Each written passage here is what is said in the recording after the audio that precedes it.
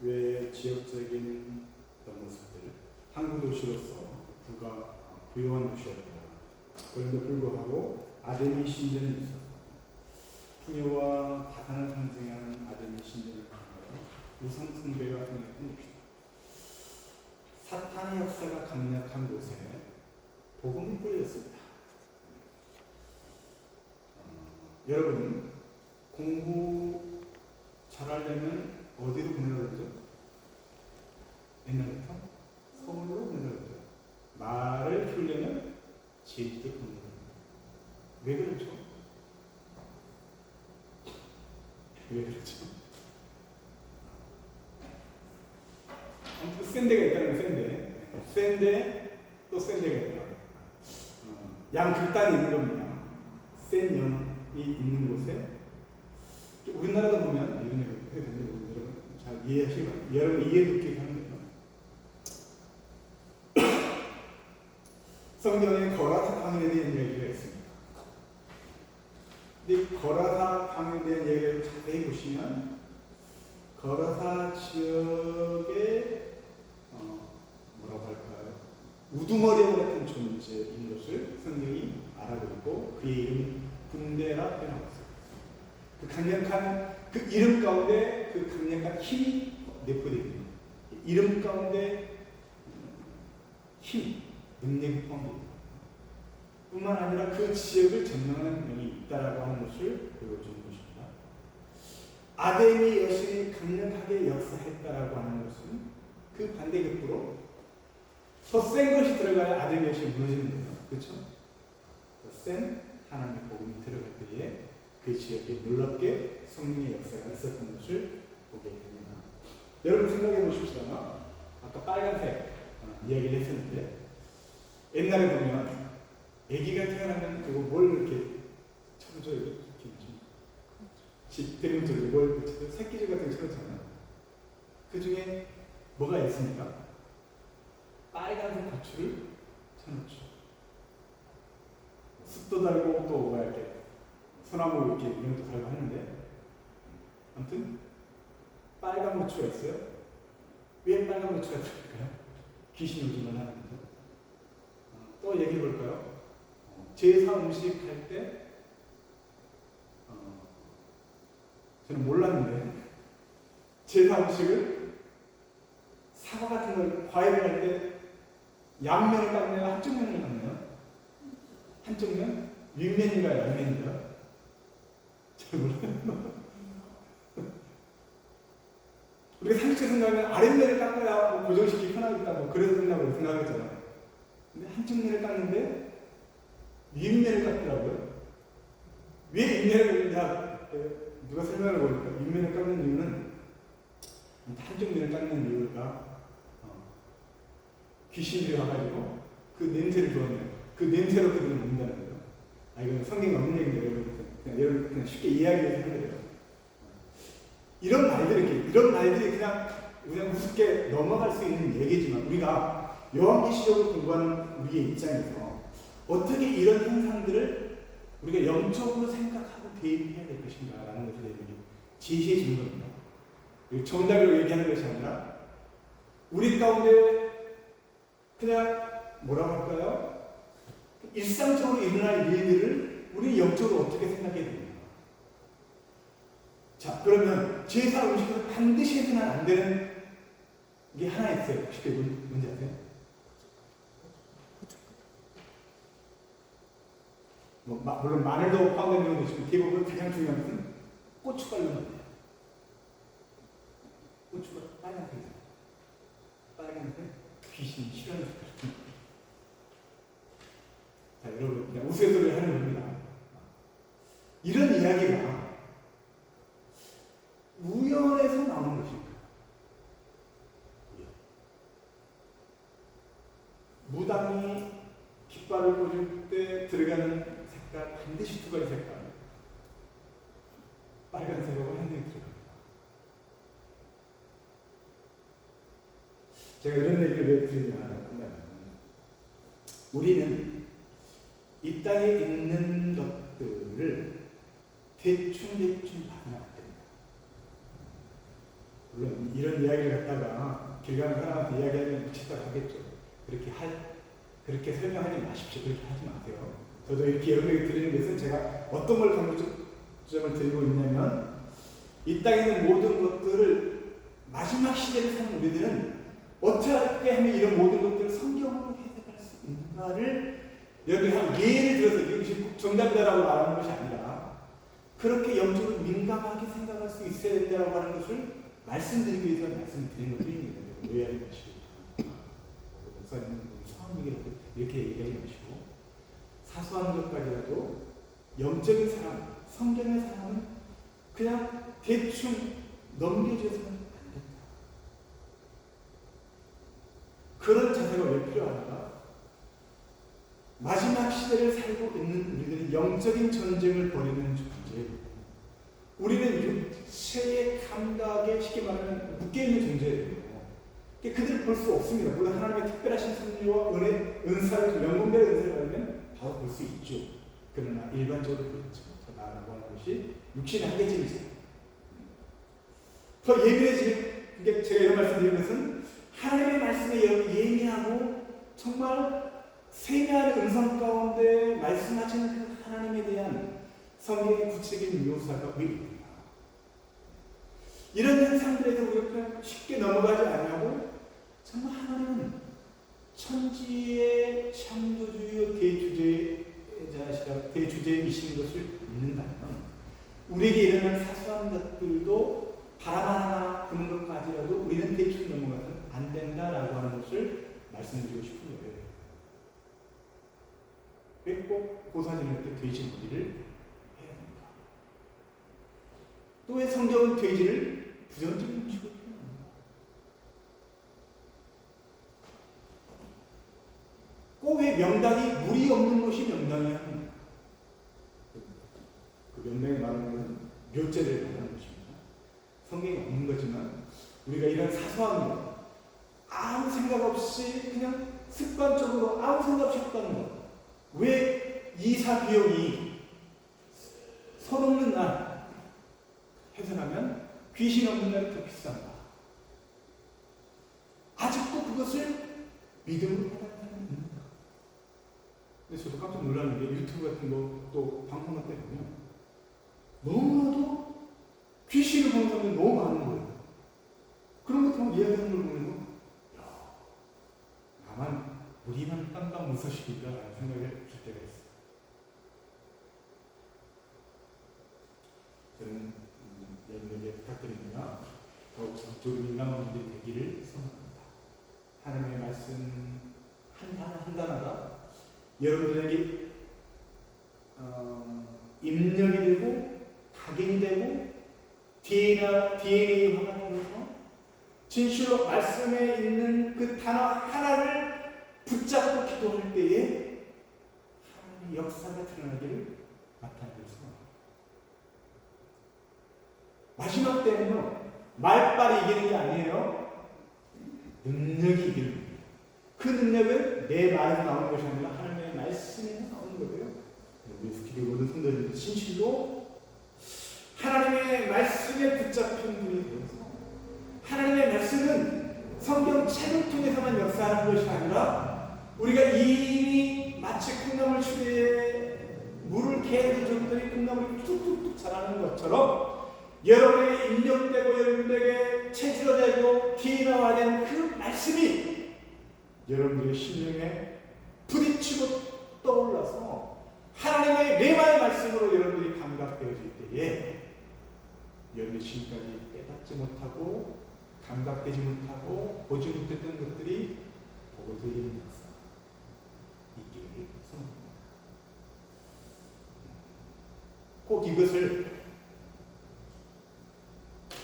신비주의로 치부해 보이는 분들이 있어요. 근데 저는 신비주의를 하는 것이 아니라 하나님은 신비의 하나님이시다. 성경의 무스테리온, 비밀에 대한 이야기를 왜 그렇게 많이 기록해 놓는가? 하나님은 비밀이시기 때문에 그렇습니다. 하나님의 비밀이기 때문에 우리는 알 수 없어요. 그러나 하나님께서 우리에게 계시로, 은혜로 조금 맛배기로 우리에게 조금 보여주시고 우리가 것을 그 하나님에서 알 수 있는 거예요. 이것이 은혜입니다. 근데 저는 우리 스페인 성도님들은 저의 설교를 들으셨어요. 진실로 여러분의 삶 가운데 숨쉬고 계시고 역사하고 계시고 말씀을 통해서 깨닫게 하시고 말씀으로 찾아오시는 그 하나님을 뵐 수 있게 해서 내가 조직신학 강의할 때 이런 말씀을 전제해 낸 적이 있어요. 이런 계시적인 내용을 말씀드릴 때 성령님은 말씀을 통해서만 역사하신다. 제가 이렇게 드리는 모든 말씀은 이런 것을 여러분들 어떤 분들은 뭐 이상하게 들릴 수도 있고 신기하게 들릴 수도 있을지 모르겠지만 중요한 것은 제가 이렇게 말씀드린 모든 그 베이스는 뭐가 있냐면 성경 말씀으로 여러분들이 검증을 확인하셔야 돼요. 어떠한 신기한 것과 이적과 기적이 여러분들을 통해서 나타날지라도 여러분 하나님께서 웃자고 하는 얘기예요. 여러분들을 통해서 복권이 1등 당첨되게 못 하시는 분이십니까? 그렇다고 제가 복권을 사라고 말씀드린 게 아니에요. 천지의 모든 것이 하나님의 것인데 하나님은 그렇게 역사하실 수 없는 분인가 말씀드립니다.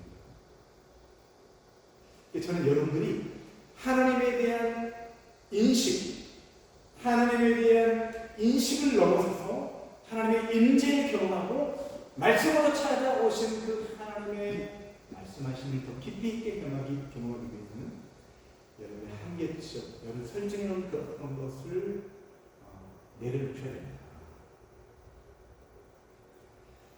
얼마나 에베소 교회가 근데 그 많은 목사님들이 에베소 교회 설교할 때 첫사랑을 잃어버렸다 비판을 하신 사실 에베소 교회는 능력이 있는 교회였어요. 정통적인 교리, 지식이 풍성했던 교회입니다.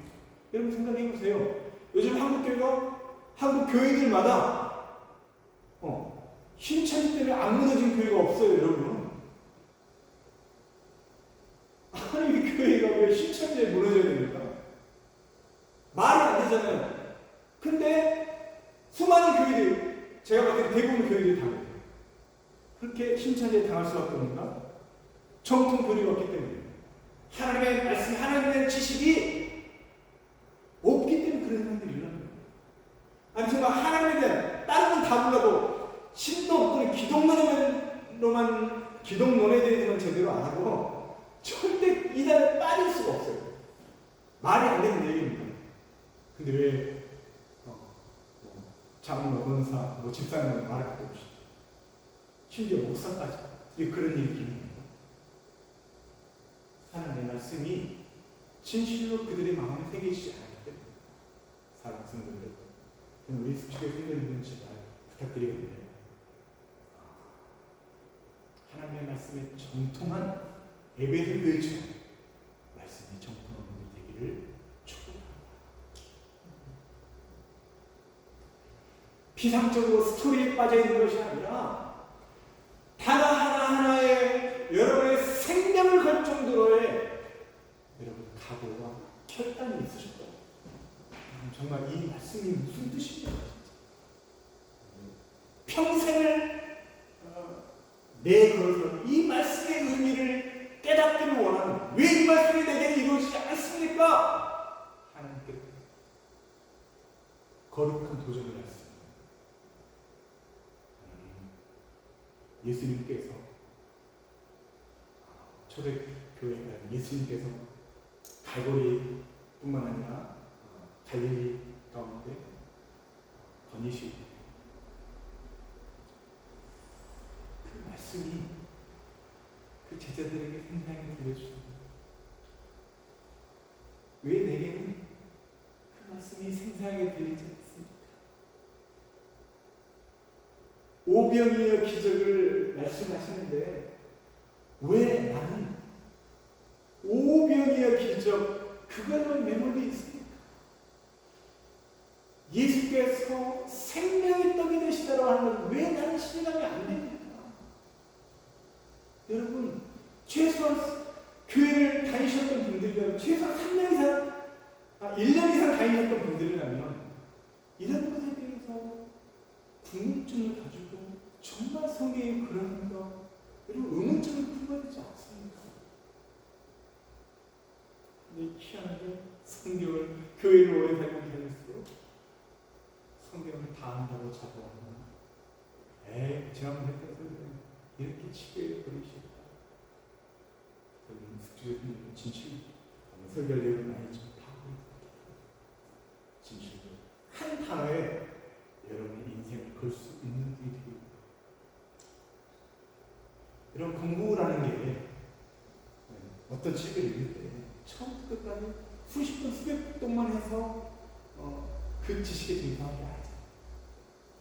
한 단어에 깊이 있게 묵상하고 이게 무슨 뜻인가 고민하고 또 말씀을 추적해 가면서 깊이 있게 한 단어에 목숨을 걸면 그 단어로 다른 단어가 쭉쭉쭉 연결될 수 있거든요. 우리 숙지교 선생님들이 이런 역사를 느꼈습니다.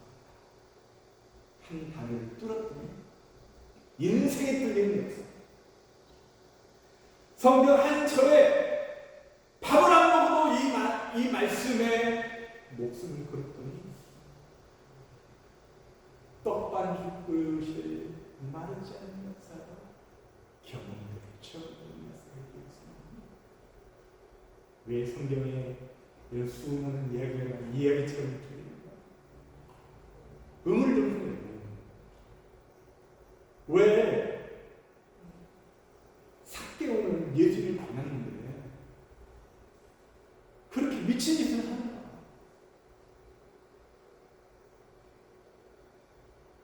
그 하나님의 사랑에 이끌리는 역사가 있습니다.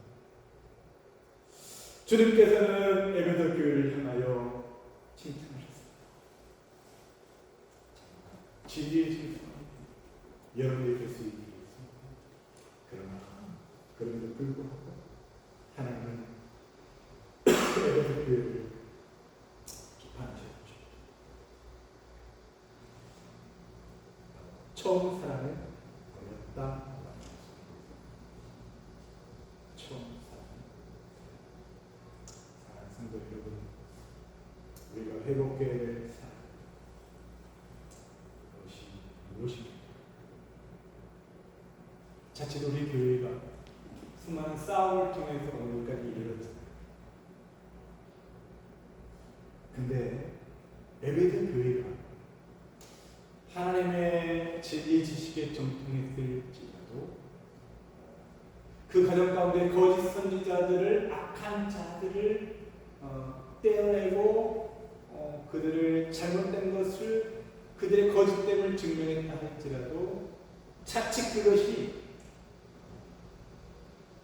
그런 과정, 싸움의 과정을 통하여 처음 사랑을 잃어버리는 계기가 되었다고 생각합니다.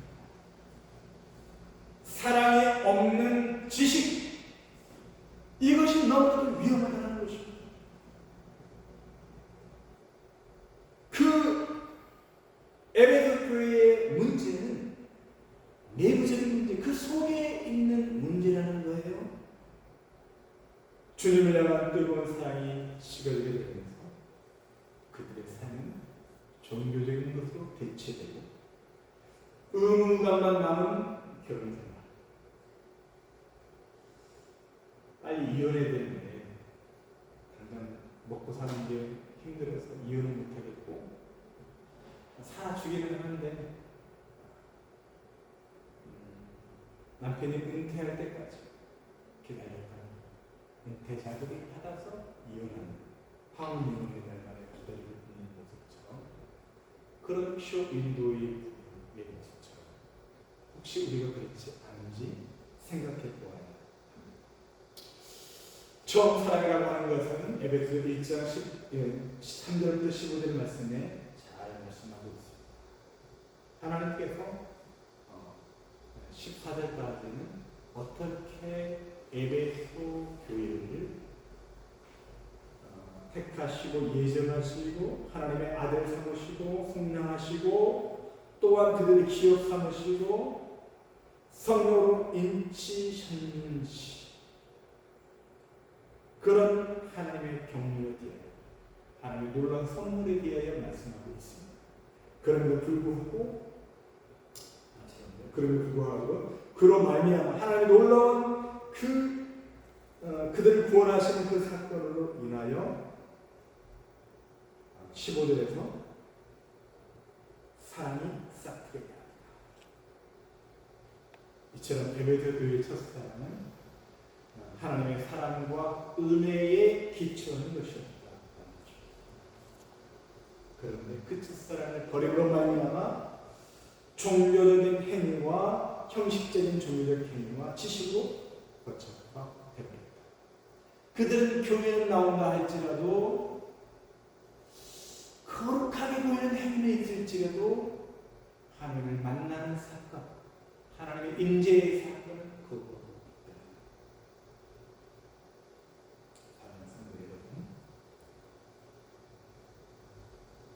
이런 첫사랑을 잃어버린 것에 대해서 어떻게 주님하고 있습니까? 계시록 2장 5절에서 그러면 어디에서 떨어졌는지를 생각하고 회개하여 처음 행위를 가지라. 만일 그리하지 아니하고 회개하지 아니하면 내가 네게 가서 내 촛대를 그 자리에서 옮기리라 말씀하고 있습니다. 들고 떨리는 말씀. 어디서 떨어졌는지를 생각해라. 사랑이 식어진 원인을 생각해라. 아까도 말씀드렸다면 첫 사랑의 시발장이 복음이었기 때문에 다시 한번 복음을 묵상하고 기억하라. 여기는 생각하라고 하는 말이 현재 시제로 쓰여 있습니다. 현재 시제는 계속해서 생각하라는 겁니다. 하나님이 내게 허락하신 복음의 은혜를 계속해서 생각하고 내가 어디서 떨어졌는지를 계속해서 생각하라. 두 번째, 회개하라.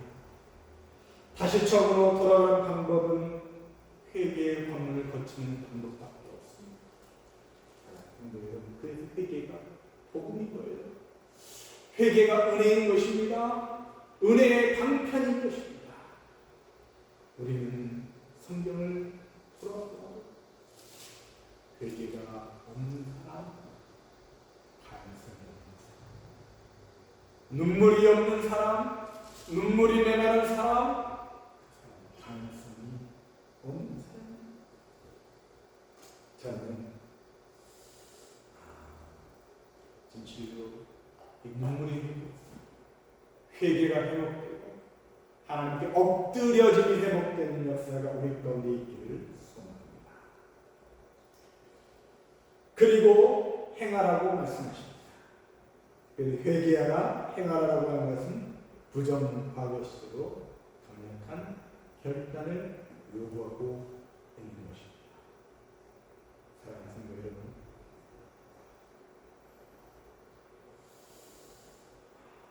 감사와 찬양과 구원의 은혜의 그 이면에는 내가 얼마나 큰 죄인을 자각하는가, 내가 어떠한 참혹한 상황에서 내가 구원받았는가를 깊이 있게 생각하는 것입니다. 내가 구원받는가, 내가 지금 이 자리에 있는 것, 예수 그리스도의 보혈이 없이 불가능한 것입니다. 하나님의 피값을 대신 지불하셔서 내가 구원받았구나 라고 하는 사실, 그렇게 놀라운 은혜로 구원받았음에도 불구하고 여전히 죄 가운데 머물러 있는 부패한 나의 모습을 보면서 주여, 나는 죄인이었습니다. 나와 같이 더럽고 추악한 자가 여기 세상에 또 어디 있습니까? 나는 그가 무도하는 자에게, 나는 죄인 중에 괴수입니다. 나는 불가능한 자입니다. 하나님 앞에 엎드립니다. 마태복음 25장에 보면 양과 염소의 비유가 있죠. 내 양과 염소가 분명한 차이가 있습니다. 그게 무엇인가?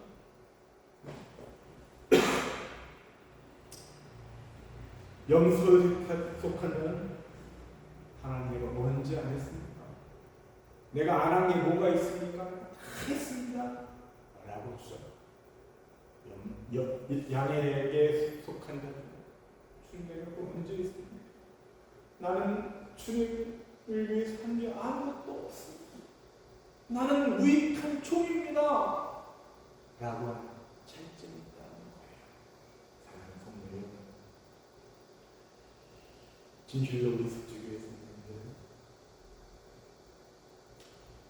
내가 죄인임을 깨달을 수 있는 것이 복된 것입니다.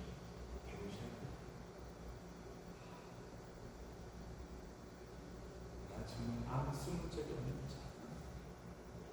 주님께서 나를 매만지지 않으시면, 오르만지지 않으시면, 주님의 창중에 붙들지 않으시면 나는 영원한 나라에 빠질 수 없는 자이라고 하는 사실을 깨닫는 것이 복된 것입니다. 사랑하는 성도 여러분, 생각하십시오. 그리고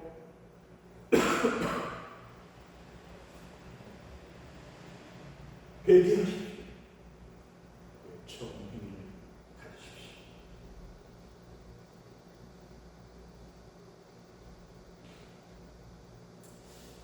주님의 교회가 가져야 할 가장 중요한 표준은 주님을 향한 사랑입니다.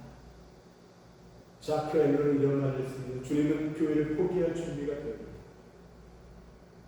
무슨 말이죠? 주님은 교회를 포기할 준비가 됩니다.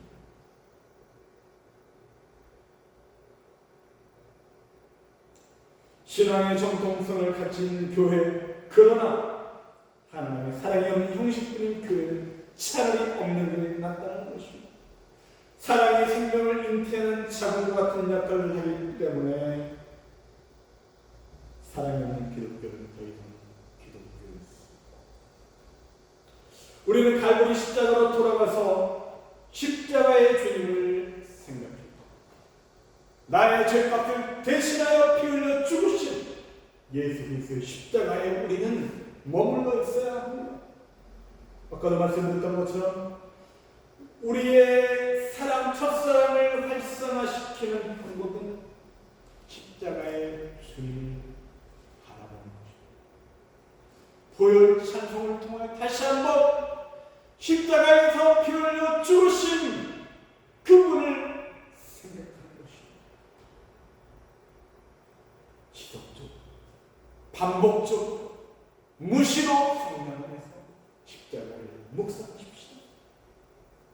나를 위해 대신 죽으신 예수 그리스도, 그분 안에 있는 자에게 승리를 약속해 주셨습니다. 그리고 요한계시록 2장 7절인 것처럼 교인들은 성령이 교회에 하신 말씀을 들을지어다 이게는 그에게 내가 하나님하고 있는 생명의 주어 먹게 하여 생명나무를 죄를 지은 아담을 가로막았던 생명나무의 길, 구름 천사와 두루도는 불칼을 통하여 그 길이 차단되었지. 성막을 통해서 지성소로 들어가는 그 길이 휘장을 통해서 막혀 있었지. 이제 예수 그리스도의 십자가의 대속의 사건을 통하여 휘장의 위에서부터 아래로까지 쫙 갈라져서 이건 그 길을 할 수 있게 되었던 거죠.